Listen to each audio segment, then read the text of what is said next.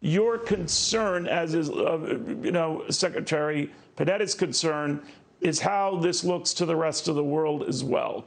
When the world sees us floundering and off balance and going through what we are going through now and probably will go through over the next few weeks, unfortunately, it makes the world more volatile. The world loses confidence in American leadership. But what both of them need to do is to raise the issue of Russian interference in our election, because very frankly, that interference is what is undermining the American election system, and we ought not to accept that.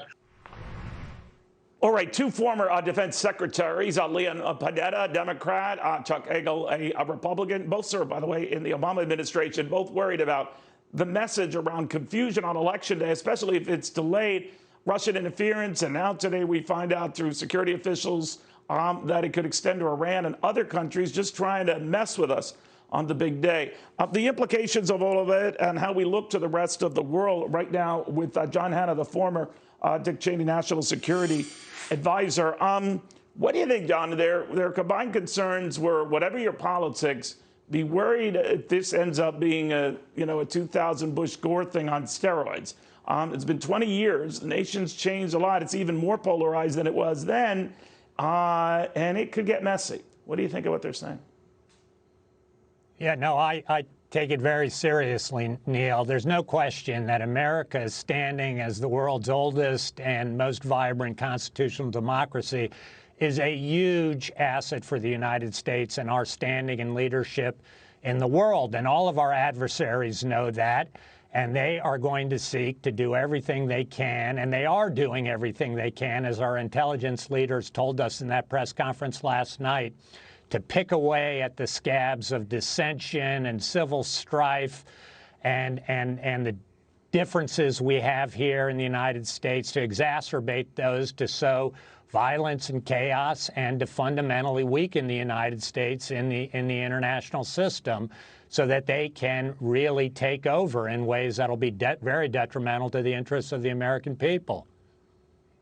You know, John, I was thinking ahead of your coming, because I always like to do my homework when I know you're coming, because you deserve that. But one of the things I wanted to ask you was, even if it's clear, even if it's overwhelming for one candidate or the other, I don't think the losing candidate will concede that night. Now, a landslide could change everything, I grant you, but it could go on a while. We could be counting these state ballots, especially states like Pennsylvania that allow up to 6 days after the election to count them up. We've got better than 42 million such ballots right now. We could have double that by the time Election Day rolls around. It will be a record, whatever the case, and it will be a lot more than in-person voting for the first time in history. So this could drag on a while. How do you suggest each candidate comport himself in that environment?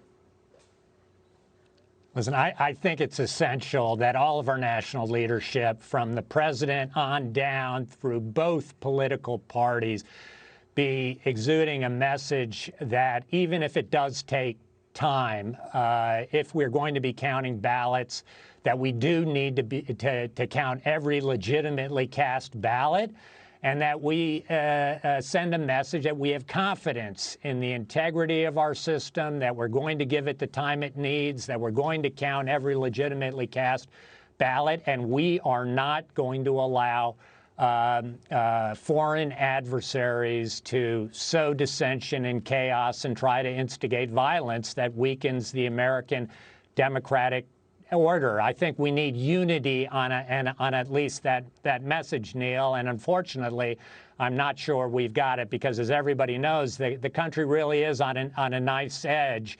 And without that kind of leadership of our entire political system across both parties, we could be entering a very dangerous time after November 3rd.